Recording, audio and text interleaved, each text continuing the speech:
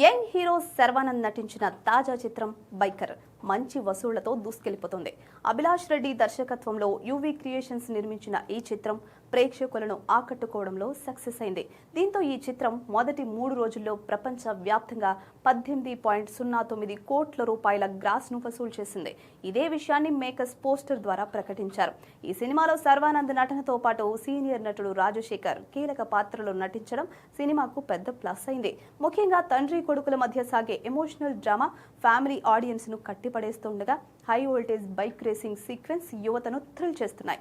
భారతీయ తొలి motocross racing సినిమాగా ఇది నిలవగా శర్వాకు మంచి హిట్ ఇచ్చిందని చెప్పాలి. బైక్ రేసర్ గా కనిపించేందుకు శర్వానంద్ చాలా కష్టపడ్డారని నెటిజన్లు అభినందిస్తున్నారు. చాలా వరకు బరువు తగ్గడంతో పాటు రేసింగ్ లో కొన్ని నెలల పాటు శిక్షణ తీసుకున్నారని మేకర్స్ చెప్పుకొచ్చారు. ఈ సినిమాకు వస్తున్న పాజిటివ్ టాక్ చూసి చిత్ర యూనిట్ మరింత ప్రమోట్ చేస్తోంది.